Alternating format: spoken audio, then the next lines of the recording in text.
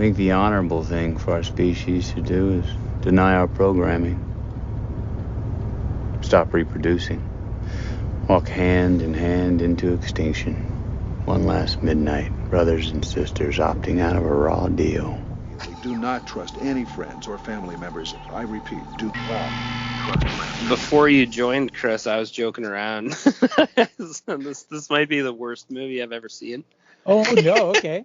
But I think that I'm trying to take it in the same way that I would take Fantasia. That's a very good comparison. It's just it's like a shitty art project, and I don't know. I feel like I've used that dumb analogy a couple times recently, but it's just we've been running into some shitty art projects. This one is very. Yeah, okay, well, hi everybody, Extinction Agenda. We're talking Heavy Metal, the animated cartoon feature from 1981, Canadian production, largely, from the people who brought you Porky's and Meatball. I think that's... I think Porky's, but I'm not sure about, or maybe Meatball and not Porky's, I don't know. Yeah, one of the producers did like the Hangover series. Like they like late night, crude humor, sort of titty flicks of the early '80s, in that vein. But anyway. And then like Ivan Reitman's involved as a producer, and you got some real talent in there: Harold Ramis, John Candy, Eugene Levy. Yeah. Like it's a Canadian starstruck extravaganza. Yeah, I forgot to take notes too, but this had some interesting box office moments and a really weirdly high budget also. Mm-hmm. I can't account for why it had a high budget, but I can definitely account for why it had a huge box office. Like, really? I guess it's an oddity. In 1981, like that's all I kept coming back to. I was like, He-Man's not even on TV yet. Like 1983, we like the animated. But so what did you have at this time? You had like Looney Tunes. Oh, that shitty Spider-Man cartoon.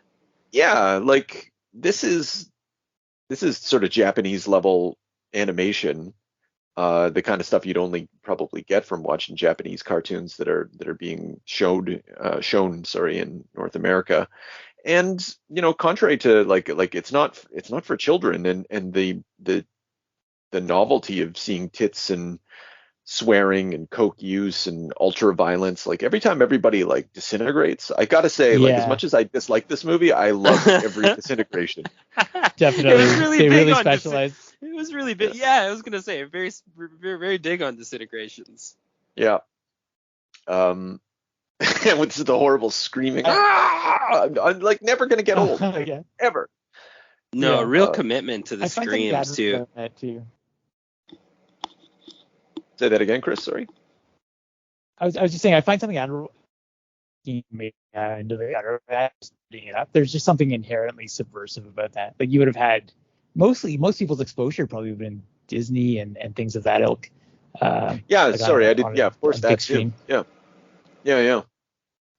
So you're just pushing boundaries, and that's, I don't know, there's something to that. Like for whatever impact this currently has, like I found the Screen Man article, and it's talking about all these people that were influenced by it. So obviously Adult Swim, the current show by David Fincher, Love, Death, and Robots. The Deadpool director Tim Miller was influenced by it. South Park has parodied it. Clerks, Will Ferrell. It's just so many people had seen this, and like it made an impact on them.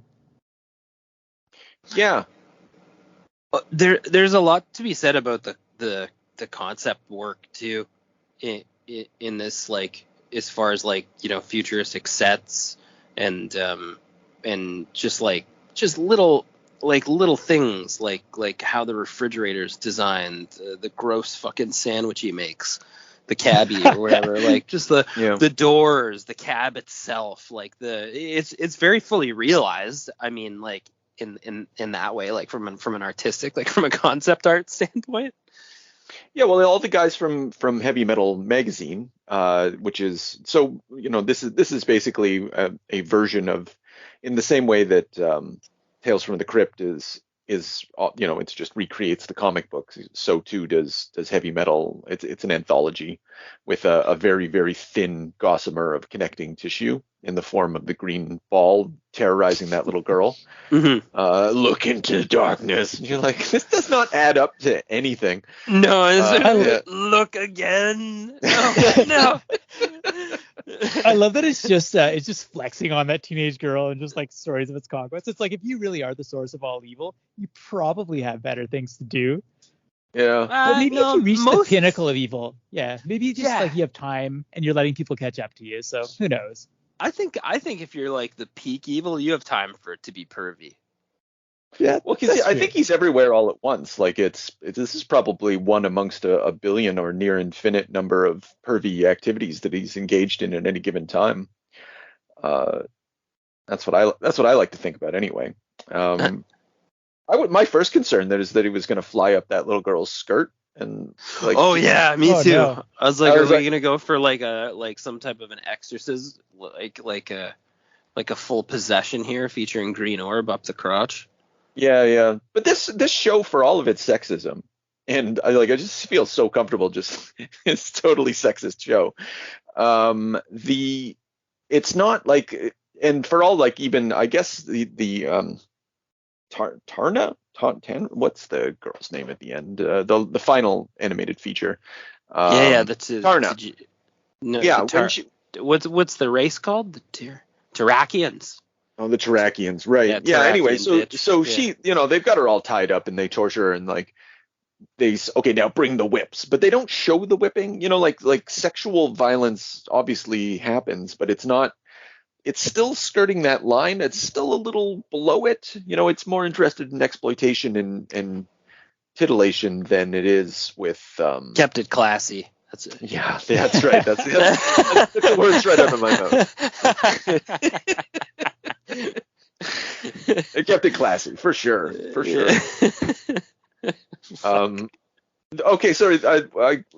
What I wanted to say though is in my initial response while you were talking about the art design or whatever, like, and the fact that this is a heavy metal magazine, like they've got the original artists taking work from either that was translated from the French or created by Americans in the underground comic scene, like Richard Corbin and Bernie Wrightson and obviously Mobius. Like all the artists are involved, and that's cool. It's nice to see Mobius kind of brought to life to the extent that it's brought to life. Like I think the only one that the detective one is more Mobius. I think the Harry Cannon.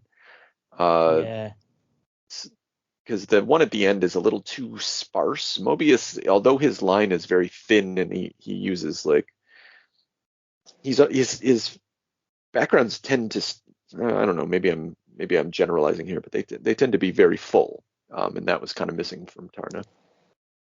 Yeah, I agree with. Do you guys have any connection to the like heavy metal magazine? Like, did you ever check it out when you were younger? I'm just trying to figure out who I know who it's intended for. It's intended for teenage boys, obviously, and maybe like adults who just like smutty, sci-fi parodies and stuff like that. I actually. Oh, sorry. Go ahead. No, go ahead. I was just gonna say I've never really browsed through one. I actually started getting into it a little more recently. I don't have many. I think I have 2 or 3. But when I see it on the news, like in my comics, in my LCS there, I find myself, even though it's highly overpriced, more interested in grabbing that than I do like a couple issues of X-Force or something, Yeah, I usually go through the whole comic wall and I'm like, and I come like a few times in the last year, I've like come back around to it and just grabbed that instead.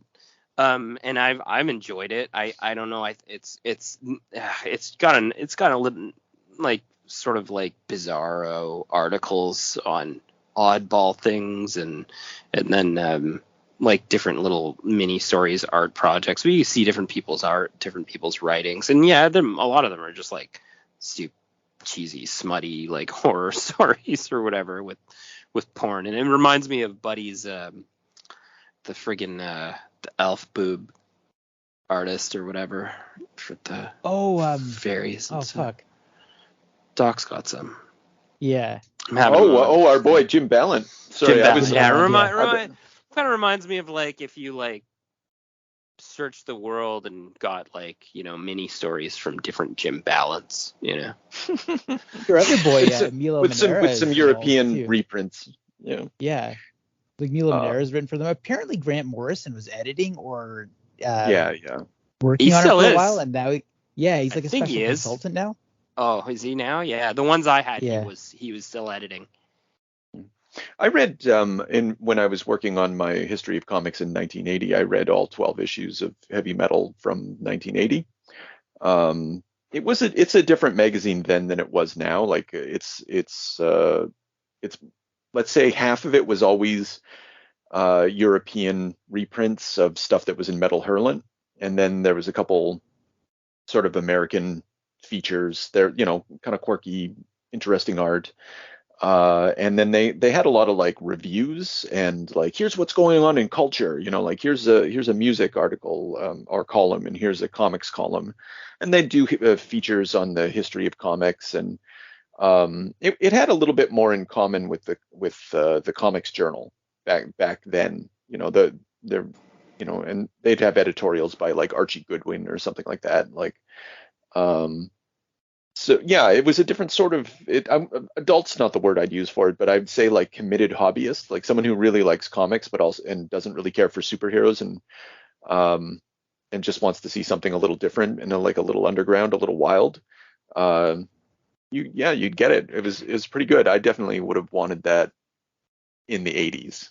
I find the current product is fine, but it's a little, like the quality's down, but that could very easily just be the result of digital coloring, which I find like dilutes all work, you know, unless it's done really, really well, it ruins everything. But that's just my own aesthetic.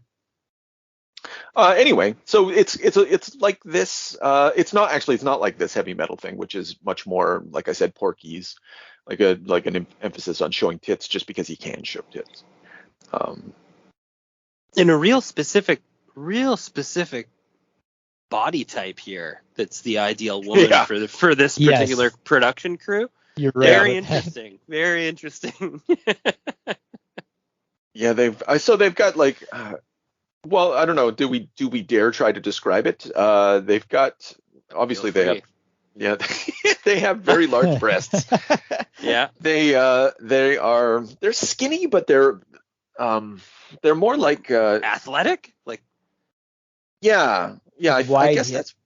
Yeah, they're like what's his nose from Mad Men. Not Peggy, obviously, the lead secretary. Shit, her name. I haven't seen that show in so long. Anyway. Cynthia something? That's possible. Okay. Everyone knows her. Yeah, we know. Yeah. So yeah, it has like so much of this is 1950s to 1970s fashion / sci-fi. Like it even though it's 1980, not even though it's 1981, but like you would think a production like this would be like a little more less retro, but it's super retro throughout. I mean, and that's partly through the material that they're drawing on, but also partly from like, I don't know, like the sci-fi thing that guys, you know, that Heavy Metal would have initiated. And Dan O'Bannon, who's also involved in this. Oh no. Yeah, your boy. You know, because like stuff like this, like you said, Chris, like it goes out to influence, but it gets kind of meshed with cyberpunk, but cyberpunk also grows out of this. You know, it is a fertile thing that you're like, oh god, it's fertile in the way that a rotting corpse is fertile. And like, you know, things will grow out of it, but it's not a I don't know.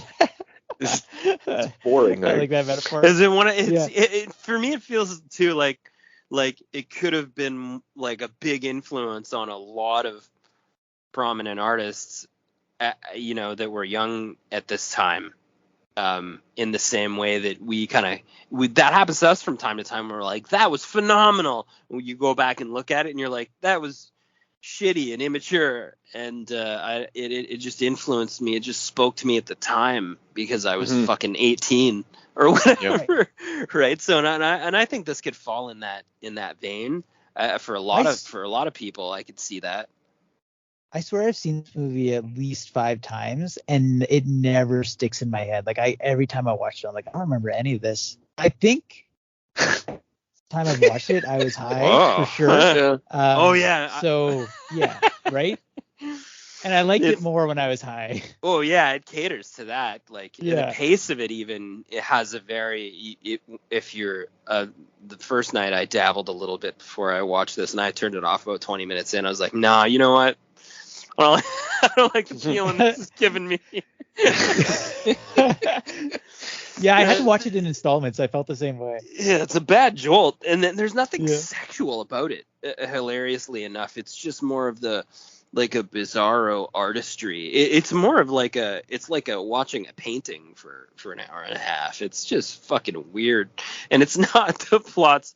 They're mini stories, obviously, right? But the plot's not linear, and also I'm gonna go here, and I'm gonna say I'm gonna take a swing at Big Frank, you know, Frank the Tank. Frank the Tank. Yeah. Okay. Yeah. And I'm gonna say that this titty show is basically Sin City. The cabbie felt very Sin City to me. And also hard boiled, like almost like deeply ripped off, like in a few different aspects. Well, I think part of that is that it's so fundamentally noir, like it's just like tapping into that genre, which Sin City also does in a hard way. Like, so there's probably very similar source material. It's funny, I was thinking. Yeah, it couldn't be the only source, obviously. Yeah. Yeah, in my notes I was like, Marv, this guy isn't. Harry Cannon. That has to be. Yeah, that has to be like I don't know. I thought. You chop it up a little bit on us there, pal. Sorry. Oh shit. There was that. Yeah. Yeah. But everything you were just saying just turned into a robotic jumble.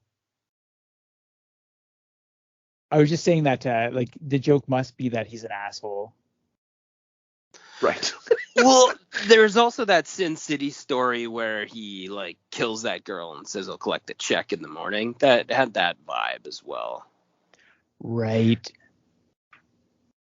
I just got like it's okay, so it's totally noir. I think this is like just sort of Raymond Chandler-esque stuff. I think they're just the source material's the same.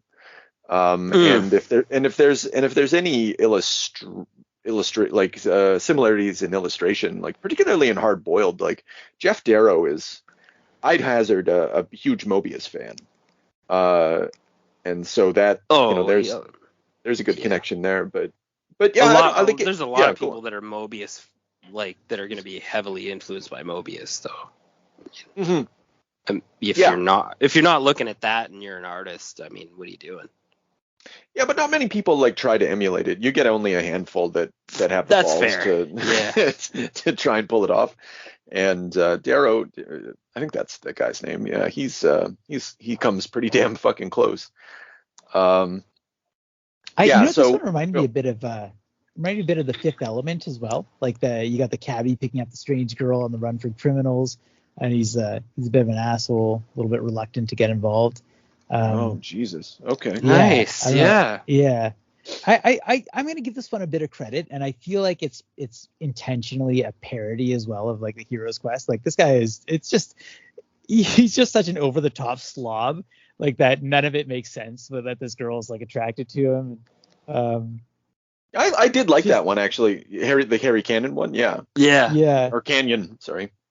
When he takes her home and he just like strips off his shirt and his gross body's just on display, and he's like, "You can sleep on the couch if you want. There's beer in the fridge." I love that he doesn't like offer his bed. He just goes and hits the fucking sack. Yeah. And you it's mentioned, just like there's like little nuances like that. yeah. You mentioned a sandwich too, like as like she's like pouring her heart out. He pours like half a jar of mayonnaise on this thing, just like dripping on himself. When he's in the cab later, he's just like eating a hot dog and it's spilling on him. Yeah, he gets that hot dog from the robot, takes half a bite and it spills all over him, and then he just tosses the rest on the road, like right by the hot dog stand. It was like little subtle thing. You're just like, oh fuck, gross, dude. And the cops are all fucking like, he shows up at the police station. They're like, I'll tell you up front, it's $50,000 for an investigation. He rhymes it all off. And yeah, that's right. Another $1,000 for an arrest and a conviction or whatever. I was like, oh shit. And I'm looking at it right now. I just looked in the background, and the cops are like, they've got someone in a vat, and they're looking at him through an X-ray.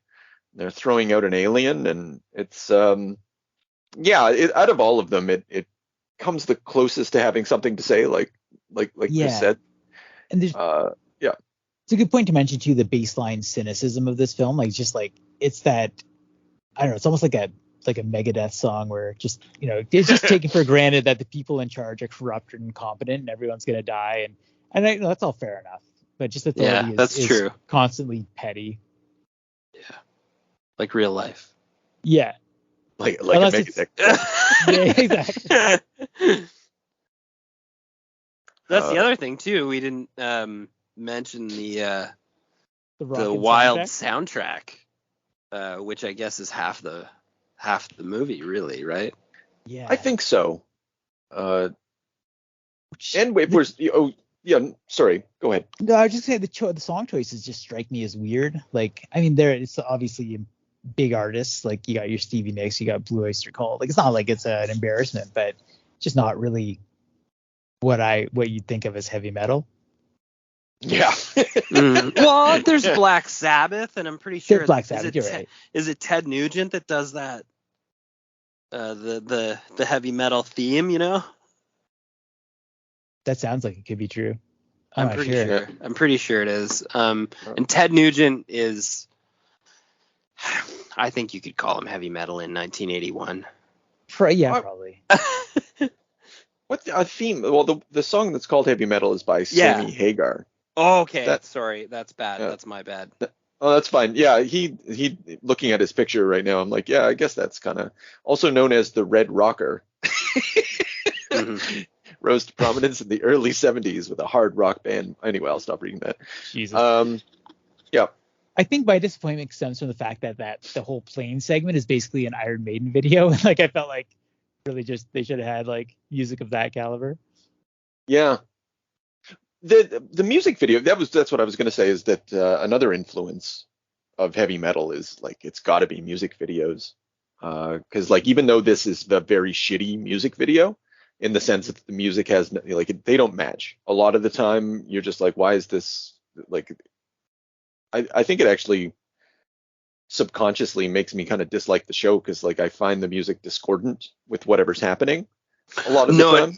Yeah, it almost seems like they were just they got permission to add heavy metal tracks, or like got permission to add songs from prominent artists without having any forethought as to like whether or not they would fit with the scenes or themes or anything really. It just sort of was like, hey, we got a Black Sabbath song, boom. Sort of a weird choice, but it was like sort of like I don't know, like I mean like the history of like adding recording artists to your movies. Obviously that's got a pretty rich, history in cinema, but this feels like an early sort of version of that in an animation film, Mm-hmm. Yeah. My understanding is it can be hard to do to if you're like, I want this specific song, like you just whatever the rights could be non-negotiable, it might not fit the budget, like et cetera. So yeah, think about Transformers the movie, dude. Like they nailed it. Yeah, most of the time they nailed it, but I was listening to or reading Flint Dill, the guy who had written Transformers the movie and worked in all that stuff. He was talking about like when they got the music, it was Dare. Yeah. they didn't even know it was going to be for the movie. They were just like, yeah, that's the guy. That's it. That's the song. Right. Then that yeah. sounds true. Yeah. Yeah. Yeah. Yeah. So the Canyon ones. Oh, go on. Oh no, sorry. Go ahead. I was just going to say the Canyon one. It's good. Out of all of them, like it's kind of a strong start. And I was like, okay, all right. It's such a basic noir plot. Like he gets the Lochnar, he's trying to protect the girl. Then in the end, she double crosses him after he saves her from the mafiosos who are after her. Just disintegrates her. Of course, you get the nudity flash before she's vaporized. Like they obviously had to throw that in. Got to. I'm gonna check I like it that out right now. I like that it's full circle too. That's a classic. Doc always likes when stories do that. That's true. People vaporize at the start. Like sort of reference. Nobody fucking threatens me or puts hands on Harry without my say so or whatever, and then full circle back to disintegration. Mm-hmm. Well, it's just it never happened. Moves on with his day. Yeah, I got a 2-day ride. Hell of a tip. Yeah, it was. It's good.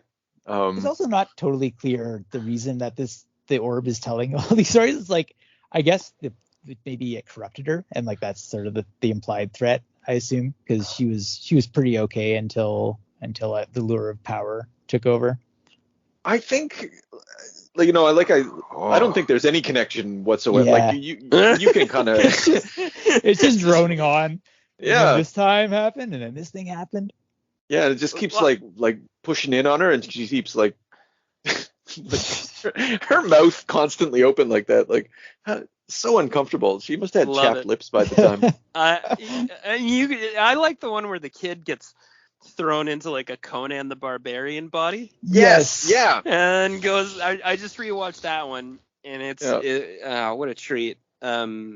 And then obviously his Planet of the Apes friends rob the queen, the titty queen of the Lochnar, while the guy's nestling his bald head in between her giant jugs. It's total insanity. It's just some of the visuals on this fucking thing. And then this big battle royale with that sort of like Greek petulant child bad guy that heals his gunshot wounds or whatever, battling the boob queen. Just fuck what? I'm not sure. It's just the pettiest fight. That guy is like great. so effeminate too. Like when he goes to the stand, and he's just like spreading. He's just like man spreading and like just like kicking all over the place. He was phenomenal. Yeah, he's just like he's exactly what you don't want. But he's so cagey because he had the idea of putting the Lochnar on a stick so it couldn't disintegrate him. Yeah, that's very smart. Smartest person out of all of them. Yeah. Yeah, actually. Well, he also had some kind of like superpowers. So I mean, that does help. Whatever that was about. I like the reason I liked this one is because it was like the coolest version of Big ever. I thought that too. Absolutely. Yeah. Do you know what, man? I was thinking that this would be an awesome Mark Millar comic if you did like an idiot kid in Conan's body, but like he would do something awesome with that premise. Mm-hmm. And I like John Candy's narration is like, I even though he like there's a simple innocence obviously in all of this, like even when he like sleeps with people, like like I could never get a woman like this 2 in 1 day. It's amazing, like there's nothing really lustful about it. Like he's just like he's just like gee whiz. Yeah, it's hilarious. I'm not gonna walk around with my dork hanging out. I like those like the cynical like guards when he shows up at the rival Amazon Queen's palace and like she catches just a glimpse of him and she's like, yeah, you're coming with me, and the guards are like, oh yeah, this is what usually happens. Or he takes her to the love nest. And I love when he defeats it, like after that like emperor guy is trying to summon some Cthulhu beast or whatever, it all gets taken care of, and then like the lady, the first girl is like, you could be emperor over all of this, and the camera just pans over like all those like beat to dog shit orcs and they're just cringing, and he's like, no, I'm fine, I don't want to be the king. That's fucking hilarious. Totally fair. You be the king over like, and it's also like king of what? Like it's this platform floating over a void or something. It's like temple with a barfing baby like on top. It's yeah. Like, thanks. Yeah. Don't know how I got here, but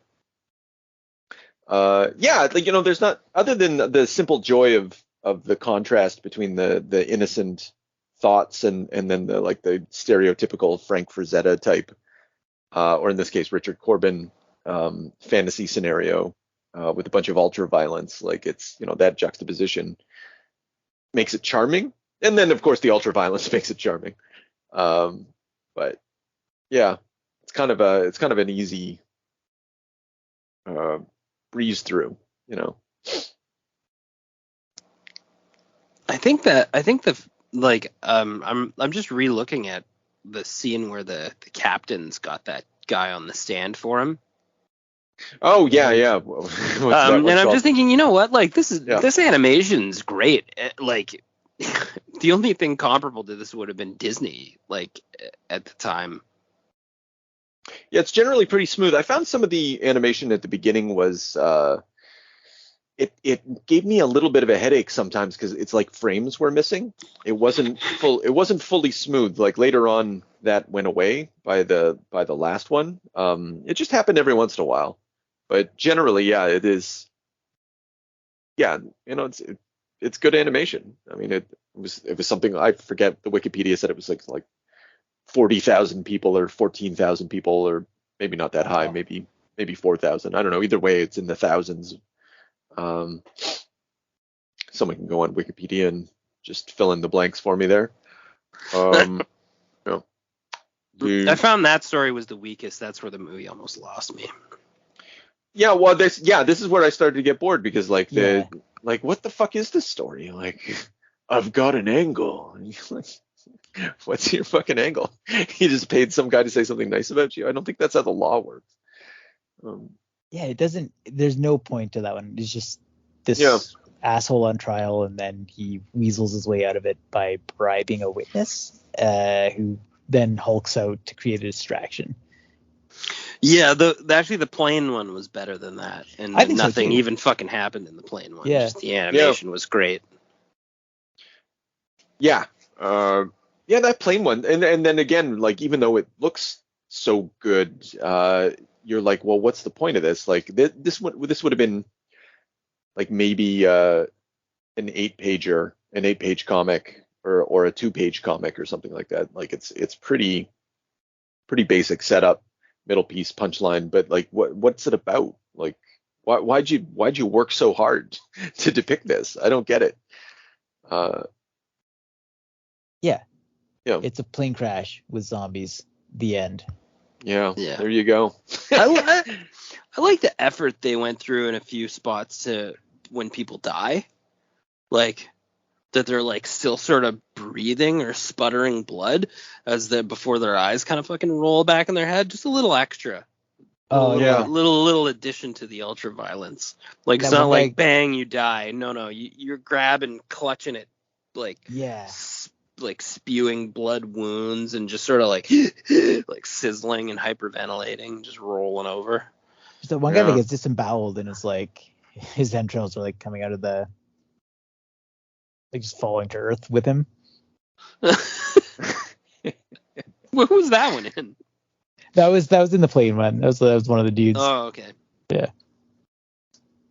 Yeah. So it looks great, but then you're like, I don't know, this is going on for a long time, and like you're at the halfway point of the movie, and you're like like we already said, if you're not stoned or 18 or I don't know,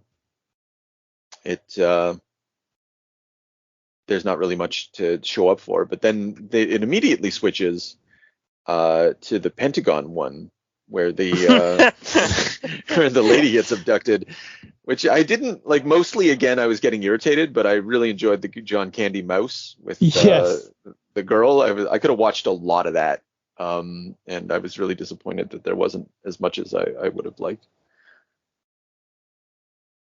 I want a Jewish wedding.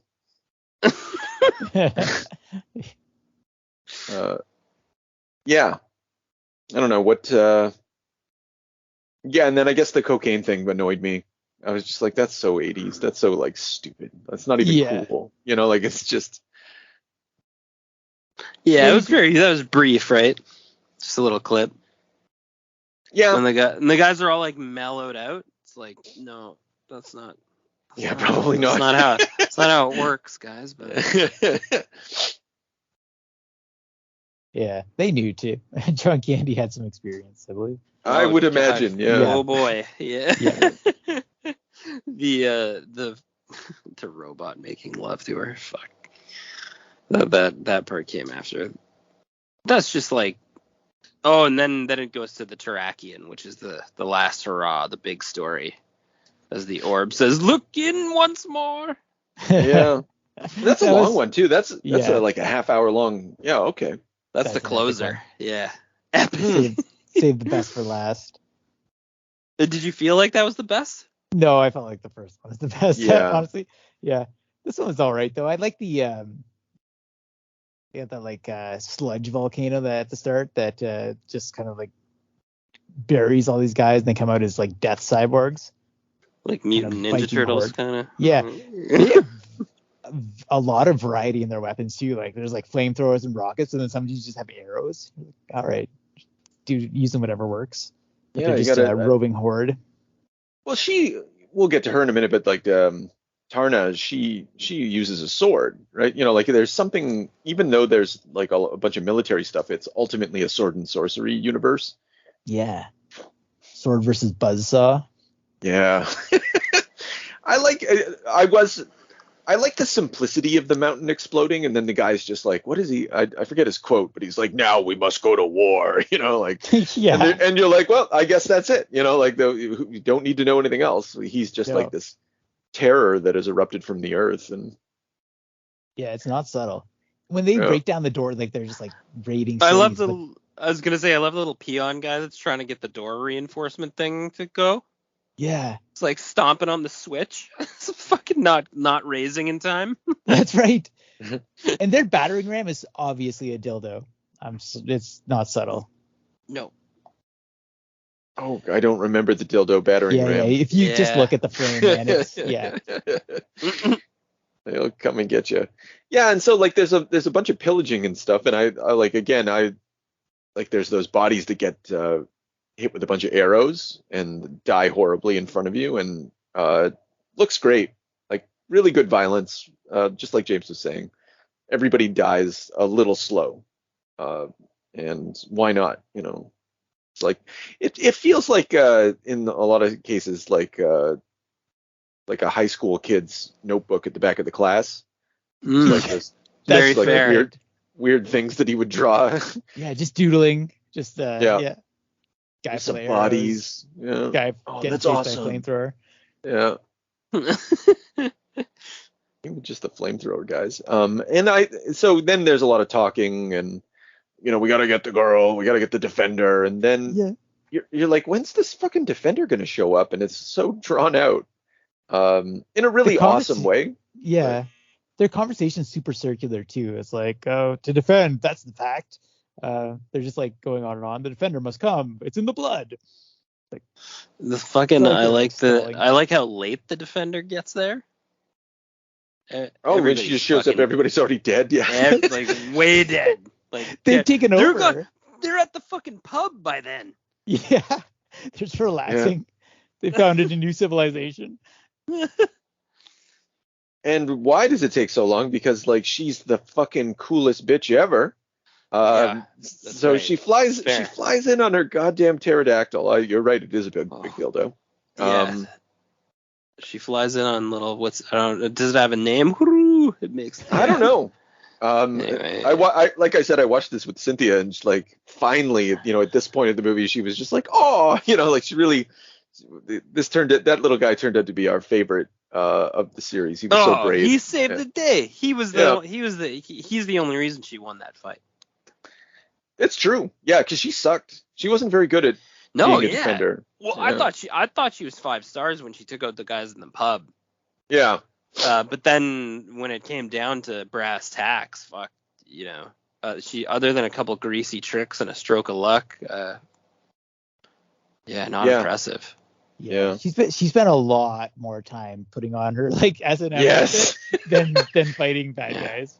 Like, Which she actually really took her time. I appreciate. You know. No, I watching it again, even though like, okay, so she's obviously, this is a moment another for titillation again, but she strolls slowly over to like this. There's this shrine, and in order to get to it, she has to swim through these crystal waters. We're just watching, and like we're not zoomed in on her. Like all we see is the sparkling of the water and like this little, like looks like a flying soup going across. It's very sort of psychedelic, and then she comes out like sort of cleansed, pure, ready to don her dominatrix outfit and ride her pterodactyl to victory. Yeah, and she climbs up the ramp straight into the crotch of the sword goddess. Yeah, that's right. The squatting sword goddess. Yeah, who's surrounded by two pterodactyls. So, yeah, and then she just like ceremonially takes out the costume, and like they spend so much time on this, and it's kind of the only part that, not the only part, but like of this story, it's the part that I like the most. Well, there is like they're going for that, like you said, like the cleansing ritual. Like there's a lot of symbolism, like in the fact that it's a female warrior, like just kind of taking back this world from male aggression. Like there's something going on there, but it's all like lunkheaded and dumb too. Like yeah. Oh, I lunkheaded. That is exactly what this fucking show is. That armor is fucking useless. Well, it's more of like a one shoulder pad. Yeah, it's kind of more of a ceremonial thing. Like she's getting in a different sort of movie. It would look like she was getting ready to go out for the night. Yeah. At a very risque establishment. But to be fair, like Red Sonja, like and like Conan, like they don't wear armor really. Like so this this sort of swords of sorcery tradition. It does make some sense. And then she can take a hit. Yeah, you get the sort of sword in the stone, sort of fucking the sword from the lake. Also, what's that one? What's that story? Arthur? Excalibur. Yeah, and then I always think of the Monty Python, a watery tart through a scepter at you. Anyway, yeah, and then she gets the He-Man lightning strike. Yeah. Which is why I thought of He-Man, but I guess that's a Frank Frazetta thing, or I don't know, maybe it influenced He-Man, because He-Man did come out of Frank Frazetta. So. Yeah, and this is a big, I don't know.